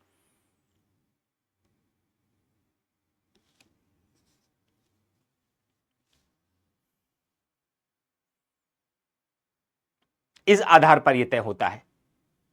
लेकिन अब परीक्षण करना पड़ेगा संसदीय व्यवस्था की विशेषताओं का, कि कैसा संबंध होता है कार्यपालिका और विधायिका का संसदीय व्यवस्था में। क्या ये सारी व्यवस्थाएं और ये सारे लक्षण भारतीय संविधान में दिखाई देते हैं या नहीं दिखाई देते हैं? दिखाई देते हैं तो मैं दिखाइए हमें, मैं दिखाऊंगा आपको कहां दिखाई देते हैं। और भारत में संसदीय ही क्यों अपनाया गया, अध्यक्षीय क्यों नहीं अपनाया गया? और अगर संसदीय अपनाया गया, क्या वैसे ही संसदीय व्यवस्था भारत में जैसे कि ब्रिटेन में, या भारतीय संसदीय व्यवस्था ब्रिटिश संसदीय व्यवस्था से भिन्न है? अब मुझे यह समझना है। तो मैं इसमें कौन सा टॉपिक बाहर निकाल रहा हूं? इन चारों टॉपिक में मैं ये टॉपिक बाहर निकाल ले रहा हूं। अब मैं केवल इसका अध्ययन करूंगा आज के बचे हुए सेशन में। तो अब हम आपको बताएंगे संसदीय प्रणाली किस सिद्धांत पर काम करती है। संसदीय प्रणाली किस सिद्धांत पर काम करती है, किस सिद्धांत पर कार्य करती है। लोकतंत्रात्मक व्यवस्था में दो सिद्धांत होते हैं, एक होता है उत्तरदायित्व का सिद्धांत, एक होता है स्थायित्व का सिद्धांत। लोकतंत्रात्मक व्यवस्था, किसी भी लोकतंत्रात्मक व्यवस्था के अंतर्गत अंबेडकर जी ने भी बात कही थी, डॉक्टर बाबा साहब भीमराव अंबेडकर जी ने भी ये बात कही थी, किसी भी लोकतंत्रात्मक प्रक्रिया को, किसी भी लोकतंत्रात्मक देश को सफल बनाने के लिए दो तत्वों का होना अनिवार्य है, एक स्थायित्व का, एक उत्तरदायित्व का। एक स्थायित्व का होना अनिवार्य है, एक स्थायित्व का होना अनिवार्य है, और एक उत्तरदायित्व का, एक उत्तरदायित्व का। सवाल उठता है कि संसदीय व्यवस्था किस सिद्धांत पे काम करती है? संसदीय व्यवस्था में स्टेबिलिटी होती है या रिस्पॉन्सिबिलिटी होती है या जवाबदेहिता होती है? तो संसदीय व्यवस्था जो है वह उत्तरदायित्व के सिद्धांत पर काम करती है। किसके सिद्धांत पर काम करती है? उत्तरदायित्व के सिद्धांत पर काम करती है। जबकि स्थायित्व जो है, ये स्थायित्व के सिद्धांत पर कौन काम करता है? अध्यक्षीय व्यवस्था। अगर हम अध्यक्षीय व्यवस्था की बात करें तो अध्यक्षीय व्यवस्था जहां एक और स्थायित्व के सिद्धांत पर काम करती है, यहां पर स्टेबिलिटी होती है, स्थिर सरकारें होती है, निश्चित कार्यकाल होता है, वहीं दूसरी ओर संसदीय व्यवस्था अस्थायित्व के सिद्धांत पर नहीं, उत्तरदायित्व के सिद्धांत पर काम करती है, जवाबदेहिता के सिद्धांत पर काम करती है। कार्यपालिका अपने कार्यों के लिए विधायिका के प्रति रिस्पॉन्सिबल होती है, यानी कि जवाबदेह होती है। तो कभी कभी ये सवाल फंसाकर कॉन्सेप्चुअल रूप से आपसे गलत करा लेगा आयोग, कुछ नहीं कहेगा, प्रीलिम्स में एक सवाल दे देगा, प्रीलिम्स में एक सवाल दे देगा कि निम्नलिखित कथनों पर विचार कीजिए, निम्नलिखित कथनों पर विचार कीजिए। अध्यक्षीय व्यवस्था उत्तरदायित्व के सिद्धांत पर काम करती है, संसदीय व्यवस्था अस्थायित्व के सिद्धांत पर काम करती है। उपरोक्त दिए गए कथनों में से असत्य कथन का चयन करें। बच्चा कहेगा ये तो हम पढ़े के नहीं आए हैं, ये तो लक्ष्मीकांत में लिखे नहीं, सब लिखा है, आपको देखना पड़ेगा, आपको कायदे से अपने विषय को निचोड़ना पड़ेगा, तब ये रस टपकेगा, तब ये रस टपकेगा। दोनों स्टेटमेंट गलत हैं, क्योंकि संसदीय व्यवस्था उत्तरदायित्व के सिद्धांत पर काम करती है, जवाबदेहिता के सिद्धांत पर काम करती है, और अध्यक्षीय व्यवस्था उत्तरदायित्व के सिद्धांत पर नहीं, अस्थायित्व यानी स्टेबिलिटी के सिद्धांत पर काम करती है। और संसदीय व्यवस्था उत्तरदायित्व के सिद्धांत पर काम करती है, इसीलिए संसदीय व्यवस्था को कई बार उत्तरदायी सरकार भी कहा जाता है। क्या कहा जाता है? उत्तरदायी सरकार वाली व्यवस्था भी इसे कहा जाता है, क्योंकि ये उत्तरदायित्व के सिद्धांत पर काम करती है। अब हमें जानना है कि संसदीय व्यवस्था की विशेषता क्या है या इसके लक्षण क्या होते हैं। कुल मिलाकर एक शब्दों में जो अभी आप कह रहे थे कि संसदीय व्यवस्था है या नहीं, ये किस आधार पर तय होता है? कार्यपालिका और विधायिका के रिलेशन के आधार पर। तो क्या रिलेशन होता है संसदीय व्यवस्था में कार्यपालिका और विधायिका का रिलेशन? क्या संबंध होता है कार्यपालिका और विधायिका का आपस में, जहां पर पार्लियामेंट्री सिस्टम होता है? इस विशेषता को बता दीजिए, तब हम भारत में झांक के देखते हैं ऐसे लक्षण भारतीय संविधान में दिखाई देते हैं या नहीं, तब हम तय कर लेंगे कि भारत में संसदीय व्यवस्था है या नहीं है। अब आपको अगला टॉपिक में बताऊंगा, संसदीय व्यवस्था के लक्षण या विशेषता। संसदीय व्यवस्था के लक्षण या विशेषता बहुत ध्यान से समझिएगा। संसदीय व्यवस्था के लक्षण या विशेषता। संसदीय व्यवस्था के लक्षण या विशेषता। संसदीय व्यवस्था के लक्षण या विशेषता। पहली विशेषता क्या है? कार्यपालिका अपने कार्यों के लिए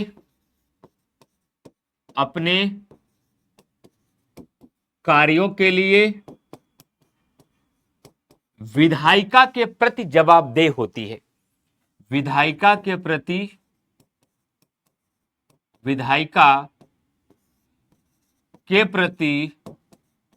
जवाबदेह होती है। कार्यपालिका अपने कार्यों के लिए विधायिका के प्रति जवाबदेह होती है। यह पहला लक्षण है।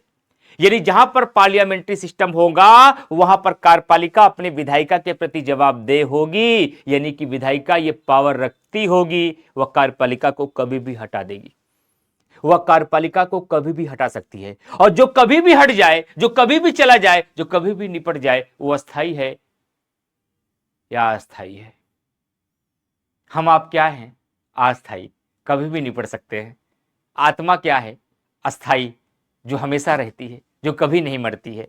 यानी कि अगर कार्यपालिका अपने कार्यों के लिए विधायिका के प्रति जवाबदेह है तो विधायिका कभी भी अविश्वास प्रस्ताव के माध्यम से कार्यपालिका को हटा सकती है। यानी कि संसदीय व्यवस्था के अंतर्गत कार्यपालिका का निश्चित कार्यकाल नहीं होता है। इसकी दूसरी विशेषता है कि संसदीय व्यवस्था में कार्यपालिका का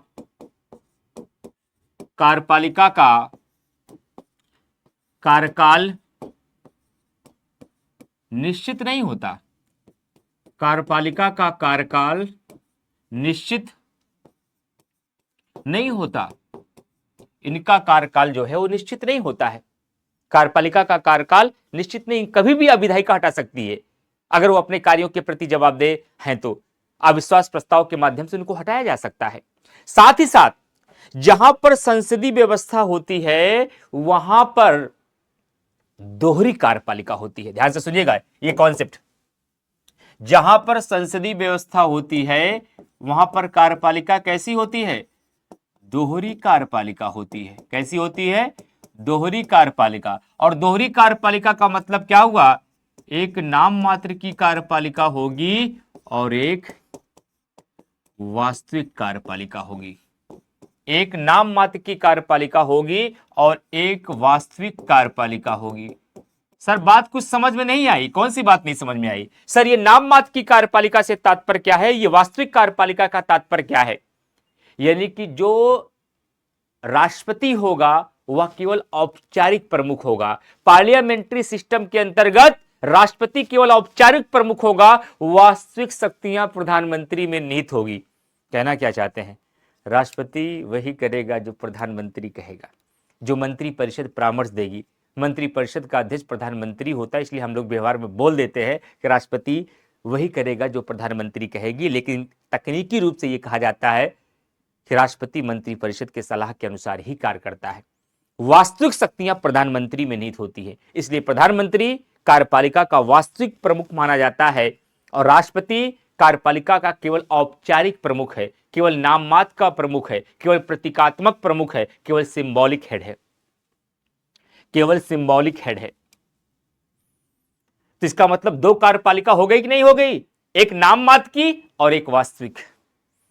संसदीय व्यवस्था में दोहरी कार्यपालिका होती है। वर्तमान में हमारे परिवारों में क्या चल रहा है? पापा क्या वास्तव में हेड है? वर्तमान में परिवारों में क्या चल रहा है? अध्यक्षीय व्यवस्था की पार्लियामेंट्री सिस्टम, पापा और मम्मी का कैसा रिलेशन है? घर में कितनी कार्यपालिका है? पापा ही सब कुछ है या मम्मी की भी चलती है? सच बताएं तो सर मम्मी की ही चलती है। मतलब पापा केवल उतना ही करते हैं जितना मम्मी कहती हैं। ओहो, समझ गए समझ गए। इसका मतलब आपके यहां पापा केवल सिंबॉलिक हेड हैं। वास्तविक शक्तियां, घर के सभी महत्वपूर्ण निर्णय मम्मी द्वारा लिए जा रहे हैं। पापा केवल उतना ही करते हैं जितना मम्मी कहती हैं। यही संसदीय व्यवस्था है। जाकर आज घर में चेक करो, वहां पार्लियामेंट्री सिस्टम चल रहा है या प्रेसिडेंशियल सिस्टम चल रहा है। जाकर पहले अपने घर में चेक करिए कि घर में कैसा रिलेशन चल रहा पापा मम्मी के बीच। आपके घर में एकल कार्यपालिका है या दोहरी कार्यपालिका है? अगर आपके घर में पापा ही सर्वे सर्वा है, वही वास्तविक है, वही नाम मात्र के है, वही सभी डिसीजन लेते हैं, मम्मी की भूमिका शून्य है, तब आपके अध्यक्षीय व्यवस्था है, तब आपका पार्लियामेंट्री सिस्टम नहीं है, प्रेसिडेंशियल सिस्टम है। लेकिन अगर आपके यहां दोहरी कार्यपालिका है, पापा केवल औपचारिक हैं, वास्तविक शक्तियां मम्मी के पास है, पापा केवल उतना ही करते हैं जितना मम्मी कहती हैं, तो इसका मतलब आपके यहां दोहरी कार्यपालिका और आपके परिवार में पार्लियामेंट्री सिस्टम चल रहा है। अगर अभी नहीं समझ में आया, इसका मतलब है मानसिक संतुलन में कुछ दिक्कत है आपको। अब इससे बेहतर तरीका नहीं है समझाने का आपको। उम्मीद करते हैं कि सब लोग समझ गए होंगे what is parliamentary system. Parliamentary system के अंतर्गत दोहरी कार्यपालिका का मतलब समझ गए होंगे। कई बार बच्चे दोहरी कार्यपालिका को रटने का प्रयास करते हैं कि दोहरी कार्यपालिका संसदीय में है, एकल कार्यपालिका अध्यक्ष। अरे रट के काम नहीं करना है भाई, हम तोता थोड़ी हैं, हम एक विवेकशील प्राणी हैं। हम समझते हैं चीजों को, विचार करते हैं, विश्लेषण करते हैं। तभी तो आपसे उम्मीद की जा रही है कि आप एक सिविल सेवक बन सकते हैं, आप जिला संभाल सकते हैं, आप तहसील संभाल सकते हैं, क्योंकि आप विवेकशील प्राणी हैं।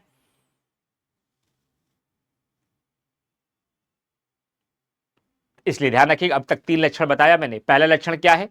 कार्यपालिका अपने कार्यों के लिए विधायिका के प्रति यानी कि संसद के प्रति जवाबदेह होती है। दूसरा मैंने क्या बताया है? कार्यपालिका का कार्यकाल निश्चित नहीं होता है, यानी कार्यपालिका का कार्यकाल अनिश्चित होता है। यानी विधायिका कभी भी अविश्वास प्रस्ताव अगर पारित कर दे तो कार्यपालिका को 5 वर्ष से पहले कभी भी हटा सकती है। तीसरा मैंने बताया कि दोहरी कार्यपालिका होती है, जिसका मतलब यह हुआ एक नाम मात्र की कार्यपालिका होगी, एक औपचारिक प्रमुख होगा, एक वास्तविक प्रमुख होगा। सवाल यह उठता है कि राष्ट्रपति को वास्तविक प्रमुख क्यों कहा जाता है?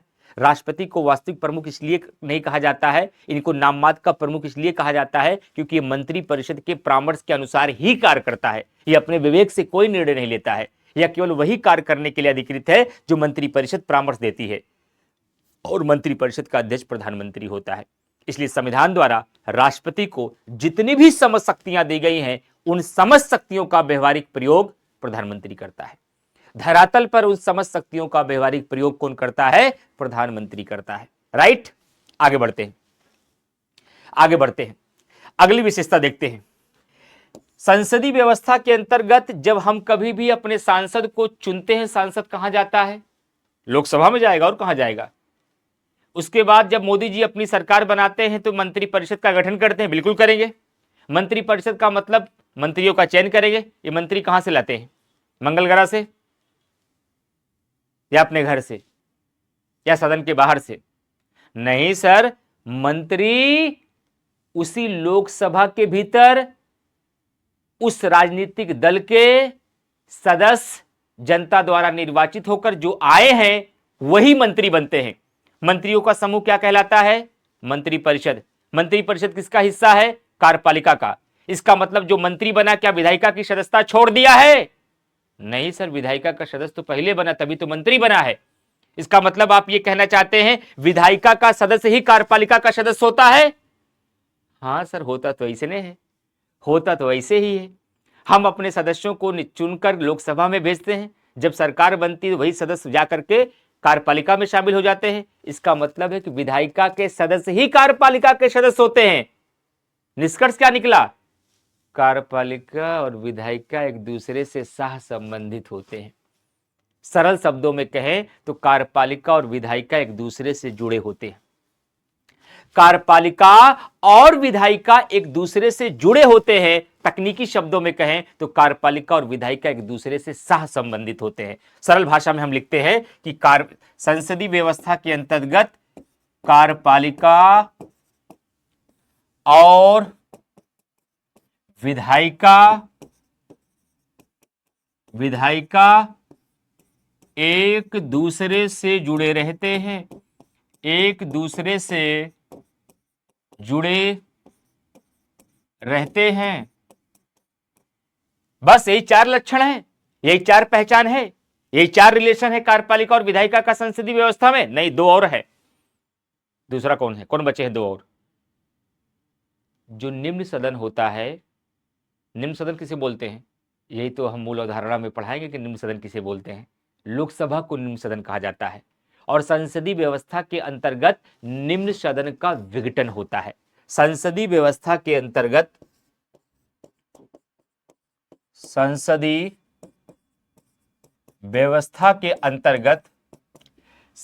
व्यवस्था के अंतर्गत क्या होता है?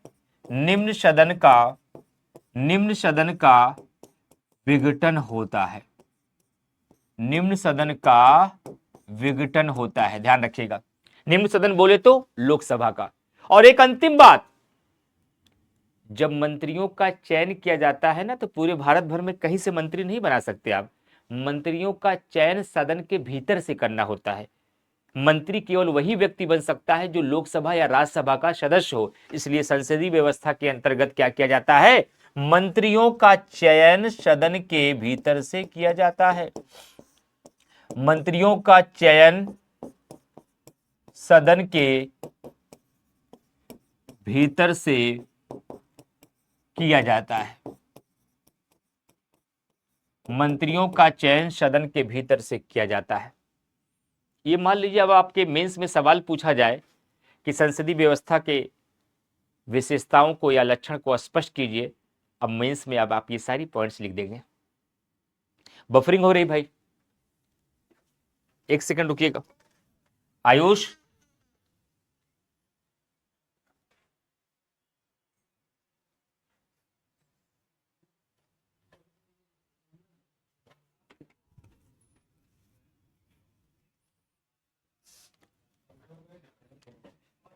आयुष क्लास में बफरिंग हो रही।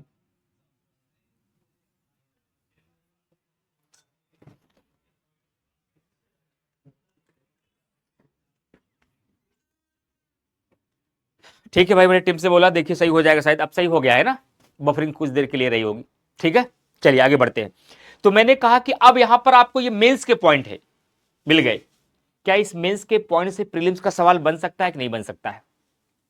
इसी मेंस के पॉइंट से क्या प्रीलिम्स का सवाल बन सकता है कि नहीं बन सकता है? बड़े आराम से बन सकता है, बहुत आराम से बन सकता है। दे देगा कि निम्नलिखित कथनों पर विचार कीजिए। पहला स्टेटमेंट, एकल कार्यपालिका। दूसरा स्टेटमेंट, कार्यपालिका अपने विधायिका के प्रति जवाबदेह नहीं होती। तीसरा स्टेटमेंट, कार्यपालिका का कार्यकाल निश्चित होता है। चौथा स्टेटमेंट, मंत्रियों का चयन सदन के बाहर से भी किया जा सकता है। और नीचे पूछ ले, उपरोक्त में से कौन से संसदीय व्यवस्था के लक्षण नहीं है? बच्चे क्वेश्चन छोड़ देते हैं, ये हमारे बस की बात नहीं है। और नीचे पूछ ले कि उपरोक्त में से कौन से, हाँ, क्रमाकांत दीक्षित पेड क्लास सर देख ली, ठीक है, देख लिया, अब स्टार्ट हो गई होगी। उपरोक्त में से कौन सा संसदीय व्यवस्था का लक्षण नहीं? आराम से बता दोगे, क्योंकि आप संसदीय व्यवस्था के सारे लक्षण जान गए, संसदीय व्यवस्था की सारी विशेषताएं जान गए कि संसदीय व्यवस्था के अंतर्गत कार्यपालिका अपने कार्यों के लिए विधायिका के प्रति जवाबदेह होती है। कार्यपालिका का कार्यकाल निश्चित नहीं होता है। दोहरी कार्यपालिका होती है, एक नाम मात्र की एक वास्तविक। कार्यपालिका और विधायिका एक दूसरे से जुड़े हुए रहते हैं। संसदीय व्यवस्था के अंतर्गत निम्न सदन का विघटन होता है। मंत्रियों का चयन सदन से भीतर से किया जाता है। अब आप इसका आसानी से आंसर निकाल लेंगे।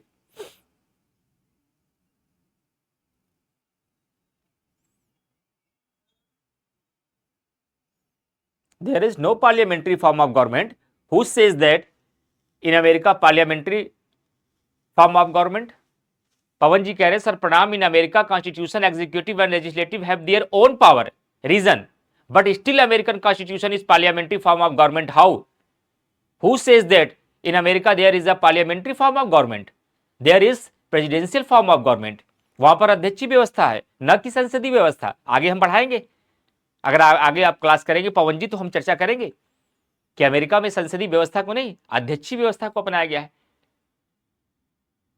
संसदीय व्यवस्था का विचार कहां से लिया गया है? ब्रिटेन से लिया गया है पवन, राइट? आगे बढ़ते हैं. अब आपको हम बताएंगे कि क्या भारत में संसदीय व्यवस्था है, क्या भारत में संसदीय व्यवस्था है, क्या भारत में संसदीय व्यवस्था है, क्या भारत में संसदीय व्यवस्था है, क्या भारत में संसदीय व्यवस्था है. और क्या नाम था आपका? सूरज, क्या भी नाम था जो आपने क्वेश्चन पूछा था? मैं आपको और क्लियर कर देता हूं. अगर आपको इस बात का संदेह है कि अमेरिका में पार्लियामेंट्री सिस्टम है, चेक करके देखिए. क्या अमेरिका में दोहरी कार्यपालिका है? अमेरिका में एकल कार्यपालिका है. राष्ट्रपति ही वास्तविक है, वही नाम मात्र का है, एक ही कार्यपालिका है. तो कहां पे कैसे संसदीय हो जाएगा? क्या अमेरिका में कार्यपालिका अपने कार्यों के लिए विधायिका के प्रति जवाबदेह है? क्या विधायिका कार्यपालिका को अविश्वास प्रस्ताव के माध्यम से हटा सकती है? तो इसका मतलब है कि अमेरिका में कार्यपालिका विधायिकों के प्रति जवाबदेह नहीं है. अमेरिका में कार्यपालिका का कार्यकाल निश्चित है, इसका मतलब वहां संसदीय व्यवस्था नहीं है. क्या अमेरिका में मंत्रियों का चयन केवल सदन के भीतर से किया जा सकता है? नहीं. अमेरिका का मंत्रिमंडल इस बात के लिए स्वतंत्र है कि वह मंत्रियों का चयन सदन के बाहर से कर सकता है. क्या अमेरिका में निम्न सदन का विघटन होता है? आंसर है नो. अमेरिका में निम्न सदन का विघटन नहीं होता. It means in America there are presidential system, not a parliamentary system. America में संसदीय व्यवस्था नहीं बल्कि अध्यक्षीय व्यवस्था को अपनाया गया है. पवन जी क्लियर हो गया? अब चलिए आगे बढ़ते हैं. अब हमें देखना है क्या भारत में संसदीय व्यवस्था है. झांकिए और चेक कीजिए. भारतीय संविधान को खंगालिए, भारतीय संविधान को छान कर देखिए. क्या भारतीय संविधान के अंतर्गत संसदीय व्यवस्था के लक्षण दिखाई देते हैं या नहीं दिखाई देते हैं? इसको देखने के लिए हम सबसे पहले आपको बताएंगे आर्टिकल 74. हम सबसे पहले आपको दिखाएंगे आर्टिकल 74, अनुच्छेद 74. आर्टिकल 74 क्या कहता है? राष्ट्रपति को सलाह देने के लिए एक मंत्री परिषद होगी. राष्ट्रपति को सलाह देने के लिए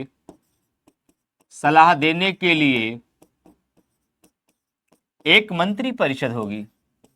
राष्ट्रपति को सलाह देने के लिए एक मंत्री परिषद होगी जिसका अध्यक्ष प्रधानमंत्री होगा. और 42वें संविधान संशोधन के माध्यम से 74 को अमेंड किया गया और इसमें लिख दिया गया कि मंत्री परिषद के द्वारा जो भी परामर्श दिया जाएगा भारत का राष्ट्रपति उसे मानने हेतु बाध्य होगा. इसका मतलब क्या हुआ? भारत का राष्ट्रपति मंत्री परिषद के सलाह के अनुसार ही काम करता है. मंत्री परिषद का अध्यक्ष कौन होता है? प्रधानमंत्री. जो प्रधानमंत्री कहेगा वो मंत्री परिषद कहेगी, जो मंत्री परिषद कहेगा वो राष्ट्रपति करेगा. यानी कि राष्ट्रपति केवल औपचारिक प्रमुख है, केवल नाम मात्र का प्रमुख है. वास्तविक शक्तियां प्रधानमंत्री में निहित है. इट मींस भारत में दोहरी कार्यपालिका है, अतः भारत में संसदीय व्यवस्था का लक्षण दिखाई देता है. यूट्यूब पे कर लीजिए, करामांत दीक्षित आज यूट्यूब पे चल रही तो यहीं पर कर लीजिए, फिर अभी अपलोड हो जाएगी क्लास. कल से तो आप लोगों को वही क्लास मिलेगी दीक्षित जी. तो अभी तो यहाँ जब कमेंट कर रहे हैं क्लास भी कर लीजिए, क्यों परेशान है? यहाँ भी तो क्लास दिखाई दे रही होगी. अब उसके बाद ध्यान रखिएगा, दूसरा लक्षण दिखाई देते हैं आपको. भारतीय संविधान का अनुच्छेद 85 देखिए. इसीलिए कहते हैं मेंस का मतलब होता है बड़ा कूचा लेके पूरे द्वार को बहारना, साफ करना. प्रीलिम्स का मतलब होता है चिमटी से कंकड़ पकड़ना. अगर आपको ये सारे कॉन्सेप्ट नहीं पता होंगे तो आप ये प्रूफ ही नहीं कर पाएंगे कि भारत में संसदीय व्यवस्था है. अगर आपसे मेंस में सवाल आ जाए कि क्या भारत में संसदीय व्यवस्था है, स्पष्ट कीजिए. कैसे स्पष्ट करेंगे? जब तक तर्क नहीं देंगे तब तक स्पष्ट नहीं हो पाएगा. अगर आपके मेंस में सवाल पूछ लिया जाए कंडीशनल सवाल के रूप में, प्रूफ सवाल के रूप में, क्या भारत में संसदीय व्यवस्था है, स्पष्ट कीजिए। कैसे स्पष्ट करेंगे आप तब तक स्पष्ट नहीं कर पाएंगे जब तक आप तर्क नहीं देंगे, जब तक आप उत्तर को प्रमाणिक नहीं बनाएंगे। तो मैंने सबसे पहले बताया कि आर्टिकल 74 कहता है राष्ट्रपति को सलाह देने के लिए एक मंत्री परिषद होगी। एक चीज और बताऊंगा, एक और विशेषता है, संसदीय व्यवस्था के अंतर्गत बहुमत दल का शासन होता है। एक विशेषता और नोट कर लीजिए इसमें आप, संसदीय व्यवस्था के अंतर्गत क्या होता है, बहुमत दल का शासन होता है। बहुमत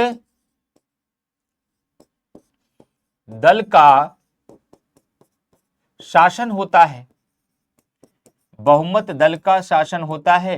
यानी कि लोकसभा में जिस पार्टी को मेजॉरिटी प्राप्त होगी, लोकसभा में जिस पार्टी को मेजॉरिटी प्राप्त होगी उसी पार्टी की सरकार बनती है। तो ये सारे लक्षण संसदीय व्यवस्था के हैं। अब मैं आपको अनुच्छेद 85 बता रहा हूं। अनुच्छेद 85 कहता है कि भारत के राष्ट्रपति के पास ये शक्ति है, भारत के राष्ट्रपति के पास ये पावर है कि वह क्या कर सकता है, वह लोकसभा का विघटन कर सकता है, वह लोकसभा का विघटन कर सकता है। यानी कि भारत में निम्न सदन का विघटन हो रहा है, यानी कि भारत में निम्न सदन का विघटन हो रहा है। दीक्षित जी, क्लास अभी मैं टीम से बोल दूंगा, अभी मैं पढ़ा रहा हूं, मुझे पढ़ाने दीजिए। क्लास यहां दिखाई दे रही है, अभी जितना आप पढ़ रहे हैं पढ़ लीजिए, बाकी अभी क्लास को अपलोड करा देंगे, हम टीम से बोल देंगे, ठीक है। परेशान मत हो, दोबारा कमेंट करने की जरूरत नहीं, मैंने कमेंट देख लिया है। और अच्छे बच्चे केवल एक बार कमेंट करते हैं, बार बार उस कमेंट को दोहराते नहीं, ठीक है। मैं करा दूंगा, अभी तो यहां पढ़ लीजिए, अभी क्लास में अपलोड करवा दूंगा। तो राष्ट्रपति को सलाह देने के लिए एक मंत्री परिषद होगी। इससे यह बात स्पष्ट है कि भारत में संसदीय व्यवस्था है। अनुच्छेद 85 कहता है कि राष्ट्रपति लोकसभा का विघटन कर सकता है। इट मींस भारत में निम्न सदन का विघटन होता है। इसका मतलब यह भी लक्षण भारतीय संविधान में संसदीय व्यवस्था का है। तीसरा आर्टिकल आप देखिए, आर्टिकल 75। आंसर लिखने के लिए ये सारे तर्क आपको देने पड़ेंगे। आर्टिकल 75 कहता है कि प्रधानमंत्री की नियुक्ति कौन करेगा, प्रधानमंत्री की नियुक्ति राष्ट्रपति करेगा। लेकिन इसका अर्थ यह कदापि नहीं है कि राष्ट्रपति जिसे चाहे उसे प्रधानमंत्री बना दे, बल्कि प्रधानमंत्री लोकसभा में बहुमत दल के नेता को प्रधानमंत्री नियुक्त करने हेतु बाध्य है। इसका मतलब भारत में बहुमत दल का शासन भी है। इसका मतलब है कि भारत में बहुमत दल का शासन भी है। और जानकारी के लिए आपको बता दूं कि भारत में 75 क्लॉज, भारतीय संविधान के अंतर्गत 75 क्लॉज 3 लिखा गया है, जो ये कहता है कि संपूर्ण मंत्री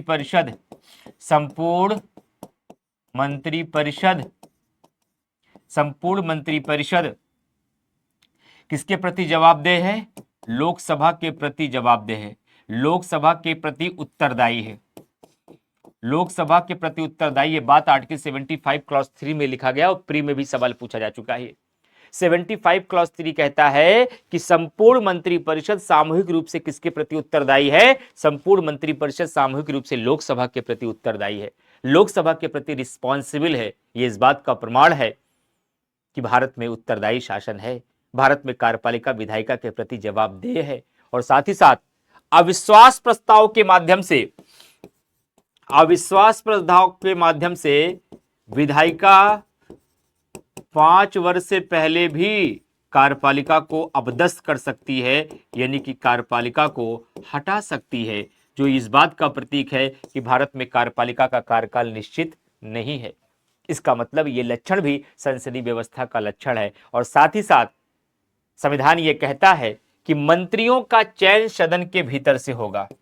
मंत्री कहां से बनाए जाएंगे, मंत्रियों का चयन जो होगा वह सदन के भीतर से होगा, वह सदन के भीतर से होगा। सदन के बाहर से कोई व्यक्ति एक दिन भी मंत्री नहीं बन सकता।